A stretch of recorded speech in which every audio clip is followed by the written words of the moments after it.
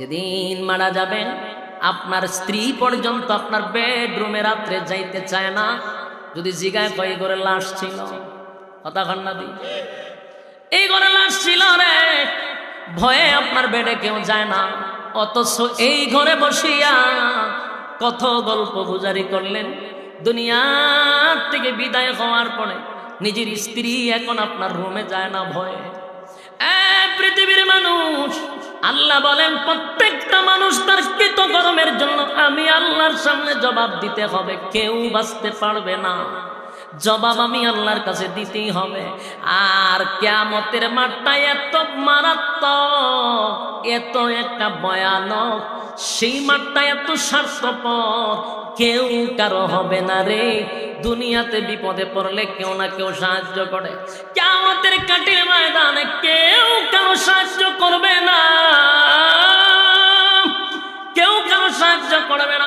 যদি আমরা মনে করি এমক ফিরের মুরিদ হইলাম, ফির আমারে জান্নাতে নিবে, ফিরে আমারে পার করে দিবে, না না, পীর তো দূরের কথা, আমাদের নবী ছাড়া আদম থেকে লইয়া ঈসা রূহুল্লাহ পর্যন্ত কোন নবীরার সাহস হবে না কিয়ামতের মাঠে দাঁড়াইয়া কথা বলা। কথা বুঝতেছেন আমার? যতই ফিরাকি দেখায় অমুক পীর তমুক পীর, এই অন্ধকারের মধ্যে আর বসবাস করবেন না। আল্লাহর কসম, পৃথিবীর কোন পীরের ক্ষমতা নাই আপনারে জান্নাতে নেওয়ার, কোন পীরের ক্ষমতা নাই, এমন কি কোন নবীদের কথা বলার সাহস আল্লাহর সামনে হবে না। কথা বুঝতেছেন? কারণ আল্লাহ সেদিন রহমান থাকবে না। দুনিয়াতে আল্লাহ হলেন রহমান, আল্লাহর মায়া দয়াটা বেশি।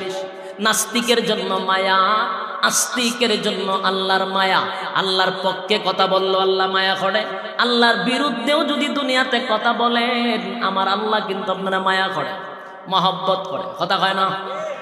কোন নাস্তিক যদি আমার মালিকরে সকালে গালি দেয় গো, দেখবেন বিকাল বেলা আমার আল্লাহ তার জন্য খানা রেডি রাখে। কেন জানেন? আমার আল্লাহর নাম রহমান। দুনিয়াতে সবার জন্য মায়া দয়া সমান, কিন্তু পরকালে আল্লাহ রহমান সবার জন্য নয় রে।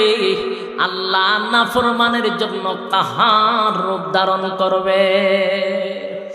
আল্লাহর সেদিন মায়া দয়া থাকবে না,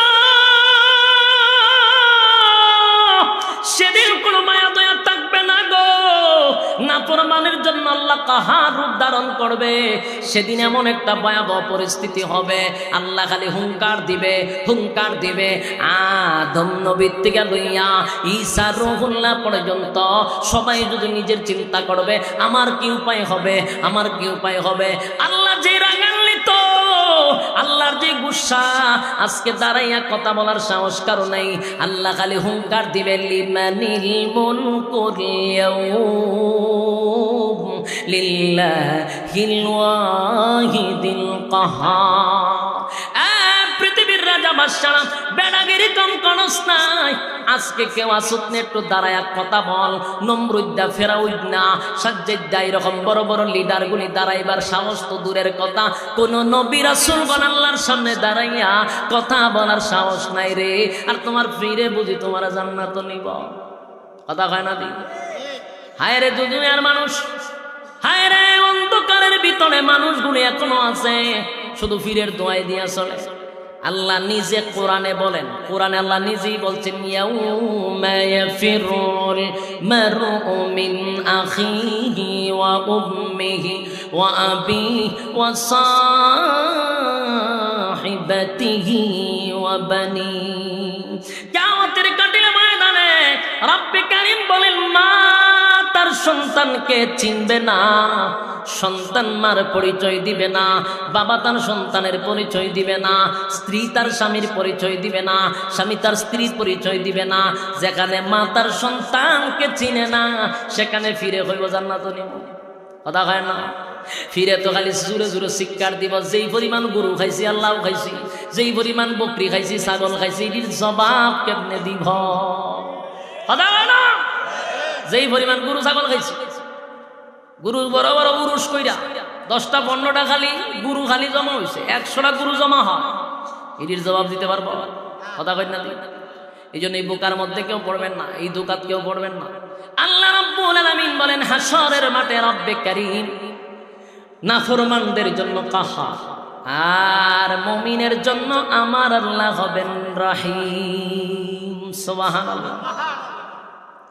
তাহলে জবাব দিতে হবে, ঠিক কিনা বলেন? আল্লাহর সামনে হিসাব না দিয়া কেউ বাঁচতে পারবে? কথা কই না?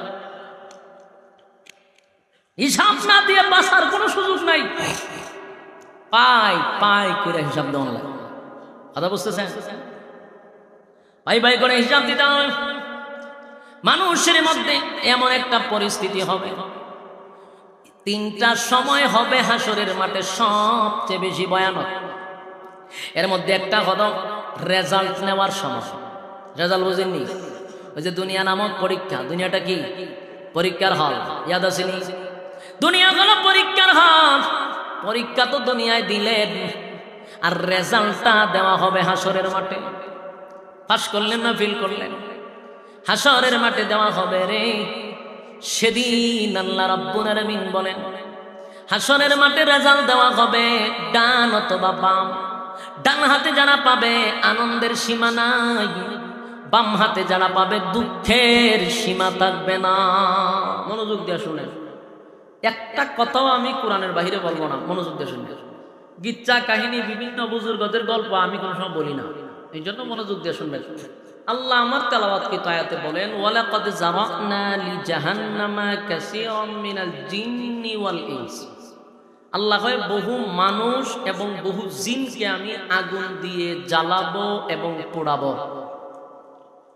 এখন আপনাদের প্রশ্ন হইতে পারে হুজুর আল্লাহ কি আসলে আমরা জ্বালাইবার লেগে ফুরাইবার লেগে বানাইছে? বলেন ফুরাইবার লেগে বানাইছে? আপনারা কি ধারণা আল্লাহ আমরা বানাইছে কি আগুনে ফুরবার লেগে? আল্লাহ যে কইতেছে বহু মানুষ এবং জিনকে আগুন দিয়ে জ্বালাবো পোড়াবো, এই কথা কেন বললেন? এটার কারণটা কি? এটা বোঝার জন্য একটু সামনে আসুন। মূলত আমাদেরকে আল্লাহ জ্বালানোর জন্য পোড়ানোর জন্য বানায় নাই। পৃথিবীতে যত মানুষ আসছে এবং আসবে সবার জন্য আল্লাহ এক একটা করে জান্নাত বানাইছে। ফেরাউনের নাম তো শুনছে, হের লাগি আল্লাহ জান্নাত বানাইছে। আবু জাহেল, তার জন্য আল্লাহ জান্নাত বানাইছে। আশ্চর্য লাগতেছে আপনারা? ফেরাউন খুদা দাবি করছে, এরপর আল্লাহ এর জন্য জান্নাত বানাইছে। আবুল আহাব, আবু জাহেল, তাদের জন্য জান্নাত বানাইছি। নমরুদ, সাজ্জাদ, এদের জন্য জান্নাত বানাইছি। কিন্তু এরা কি জান্নাতে যাইব? যাবে না। কিন্তু তাদের জন্য আল্লাহ জান্নাত বানাইছিল, কিন্তু তারা যাবে না কেন? তাদের কৃতকর্মের কারণে। আল্লাহ নাম দিছি, সবার নামে নামে একটা ঘর বানাইছি, কিন্তু তুমি যেতে যদি না পারো এটা তোমার কারণে। এখানে আমি আল্লাহর কোনো দোষ নাই।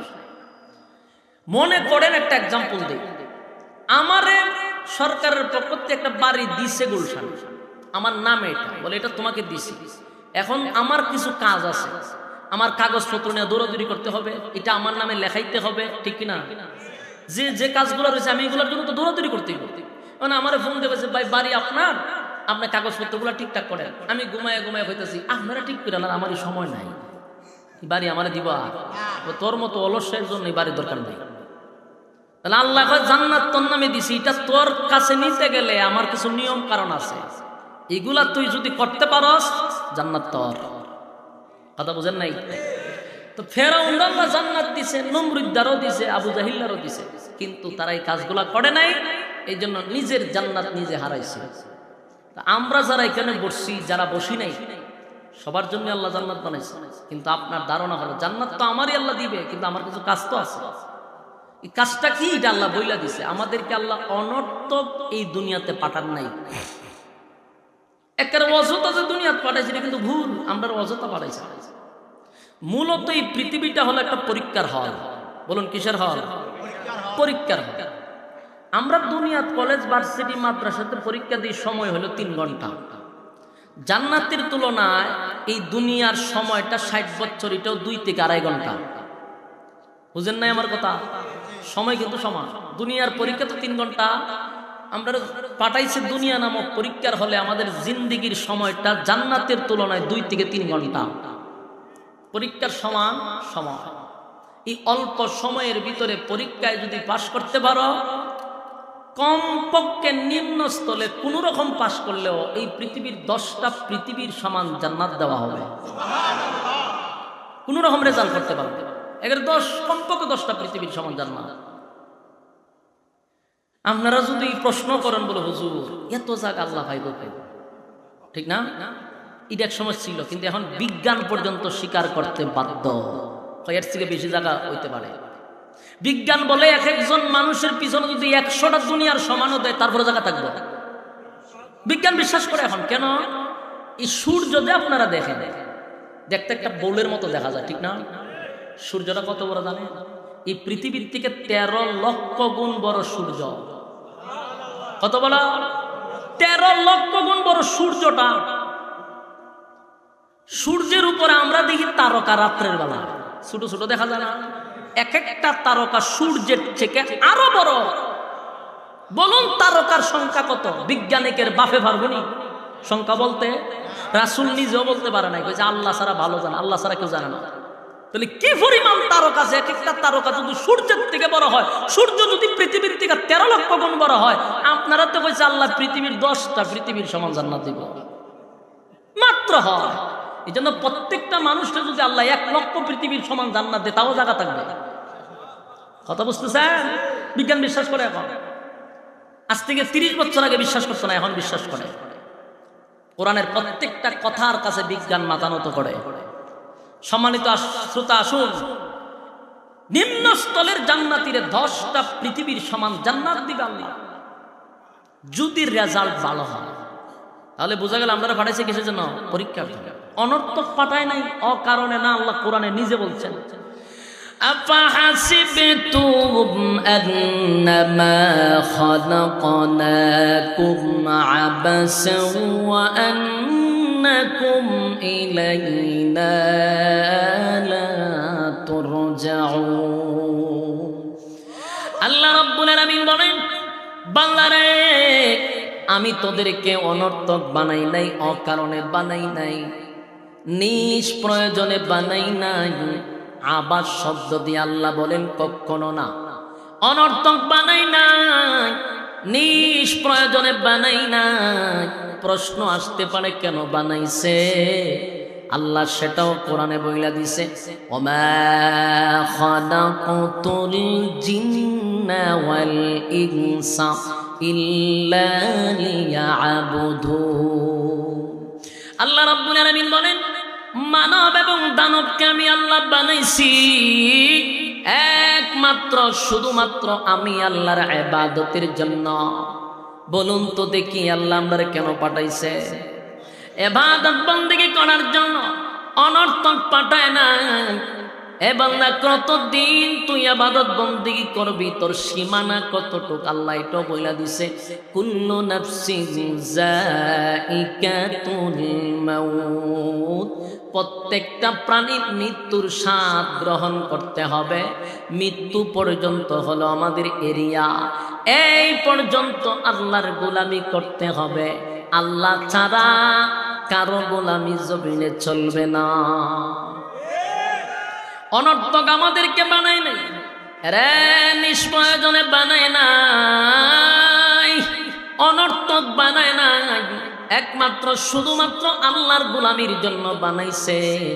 আল্লাহ বলে, বান্দারে গোলামি যদি করস, আমি আল্লাহর পক্ষ থেকে তোর জন্য সুসংবাদ, সুসংবাদ, নিম্ন স্থলের জান্নাতীরে 10টা পৃথিবীর সমান জান্নাত দিব। এ বান্দা, এত সম্মান আমি আল্লাহ দিব, শুধু জান্নাতি দিব এমনটা নয়। তোরে দুনিয়াত পাঠানোর পরও আমি সম্মান দিয়ে পাঠাইছি, তোরে কম সম্মান দেই নাই। আমি আল্লাহর গোটা সৃষ্টি জগতের মধ্যে মানুষের চেয়ে সম্মান আর কোনো প্রাণীকে দেই নাই, কোনো মাখলুকাতকে দেই নাই। সুবহান। আমরা শুধু বলি ফেরেশতার মতো ভালো, এরকম আমরা একটা এক্সাম্পল দেই। লোকটা ফেরেশতার মতো, লোকটা ফেরেশতার মতো ভালো। এ ফেরেশতারা, ফেরেশতারা সৃষ্টির শ্রেষ্ঠ নয়। অথচ আমরা কিতাবে পাইছি ফেরেশতারা গুনার স্বাদ বুঝে না, গুনাহ কি জিনিস জানে না, গুনার মজা বুঝে না। এরপর আল্লাহ বলেন ফেরেশতাদের চেয়েও মানুষের সম্মান বেশি। আল্লাহ শুধু এখানেই শেষ না, বলেন সমস্ত মাখলুকাতের চেয়ে সুন্দরের দিক দিয়েও মানুষ সুন্দর বেশি। আমরা অনেক সময় বলি ফেরেশতার মতো সুন্দর, কথা বলি না? কথা হয় না? ওই লোকটা তো ফেরেশতার মতো সুন্দর। আরে বেটা, আমরা কই ফেরেশতার মতো সুন্দর? ফেরেশতা সুন্দর হইলে আমার আল্লাহ কোরআনে বলতো, আমার আল্লাহ বলেন মানুষের চেয়ে সুন্দর আমি আল্লাহ কোনো মাখলুক বানাই না। মানুষ সবচেয়ে সুন্দর। আরে যুবক ভাই, মানুষকে আল্লাহ সুন্দর করে বানাইছে, সময় নিয়ে বানাইছে। এই আসমান আর জমিন আল্লাহ সময় নিয়ে বানাইছে না। আসমান আর জমিন গোটা সৃষ্টি জগৎ আল্লাহ বানাইছে, আল্লাহর কোনো মেস্তুর লাগে নাই। আল্লাহ বলেন বানাইতে গিয়ে আমার হাতটা পর্যন্ত লাগাই নাই, শুধু হুকুম দিয়া সব কমপ্লিট করছি। আল্লাহ কোরআনে বলেন ইন্নামা আমরুহু ইযা আরাদা শাইআন আন ইয়াকুলা লাহু কুন ফায়াকুন। রব্বে কারীম বলেন আমি শুধু বলছি হয়ে গেছে। আপনার এলাকাতে সুবহানাল্লাহ চিনি? আল্লাহ বলেন আমি বলছি হয়ে গেছে, আমার হুকুম দিতে দেরি হইতে দেরি নাই রে। কোন বলছি তো ফায়াকুন হয়ে গেছে।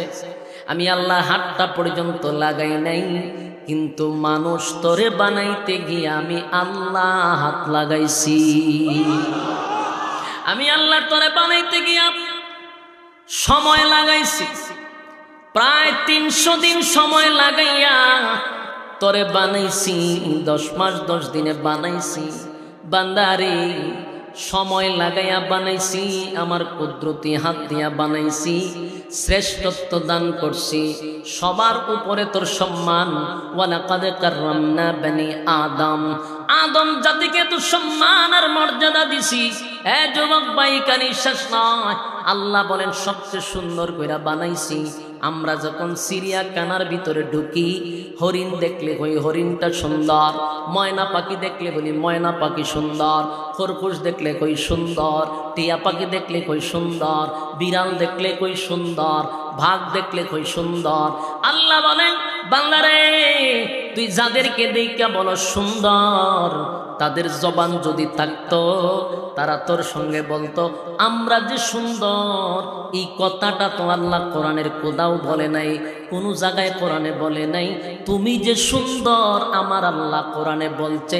শুধু তাই নয়, আমার আল্লাহ বলতে গিয়া 4টা কসম কইরা বলছে, জোরে কোন সুবহান। হ্যাঁ আমরা যে সুন্দর, এই কথাটা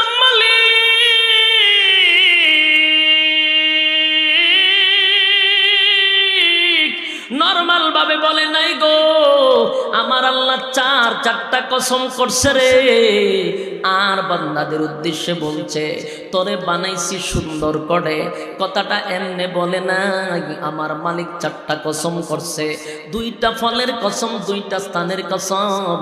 আল্লাহ বলেন ওয়াতিন, 3 ফলের কসম, ওয়াজাইতুন, জাইতুন ফলের কসম, ওয়াতুর সিনিন, সিনাই পর্বতের কসম, ওয়াহাজাল বালাদিল আমিন, পবিত্র মক্কা নগরীর কসম।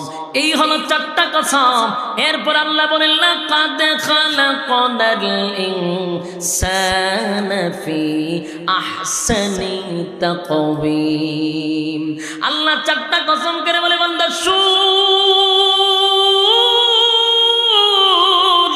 আমি আল্লাহ তোর সুন্দর করে বানাইছি, তোর থেকে সুন্দর কোনো মাখলুক বানাই নাই। তোরে বড় সুন্দর করে বানাইছি। তোরে দেখতে সুন্দর, তোর ইজ্জত সুন্দর, তোর গেটআপ সুন্দর, তোর সম্মান বেশি মাটির চাইছি না।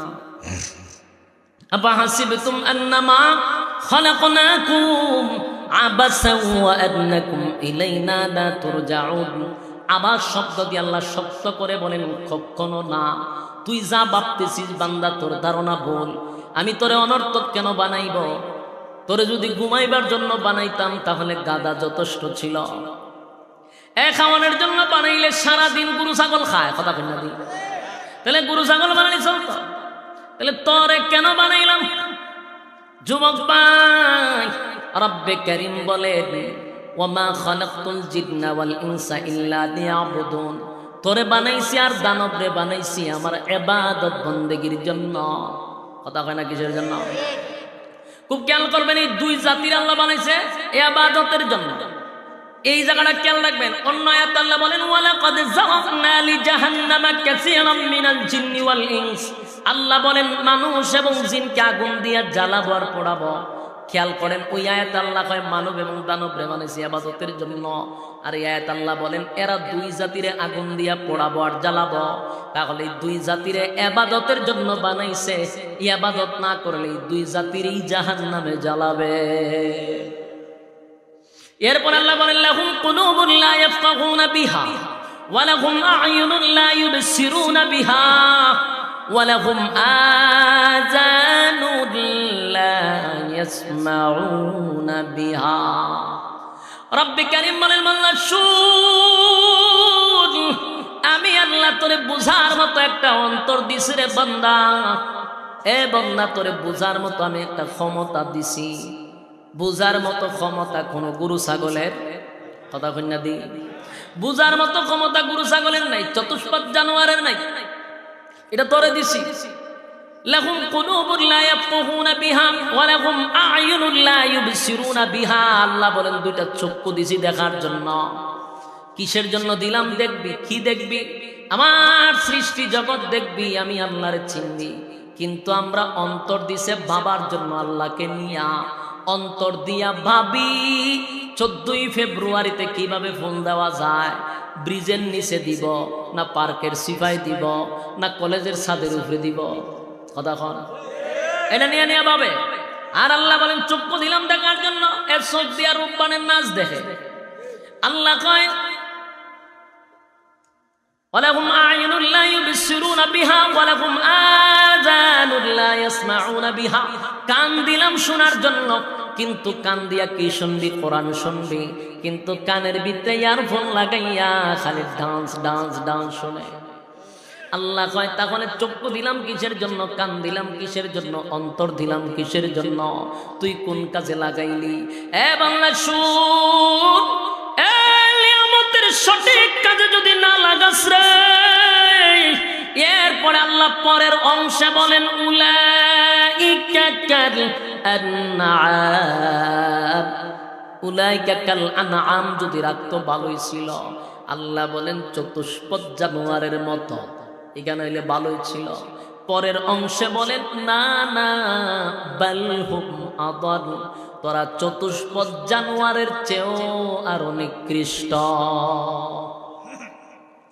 আমার কথা কি বুঝতেছেন? আল্লাহকে আমাদের গরু ছাগল চতুষ্পদ জানোয়ারের সমান কইছে না আরো নিকৃষ্ট হইছে? সমান বলে নাই, আরো নিকৃষ্ট বলছে। ঠিক কথা বল না দি? এর একটা কারণ আছে। গরু ছাগল যত অপরাধ করে তারা কি বুঝা করে না না বুঝা করে? গরু ছাগল দাঁড়ায়া প্রস্রাব করে বুঝা না না বুঝা? গরু ছাগল অবৈধ সন্তান জন্ম দেয় বুঝা না না বুঝা? না বুঝা। মানুষ রে কোনো সময় দাঁড়ায়া প্রস্রাব করতে দেখছেননি? কথা বল না দি?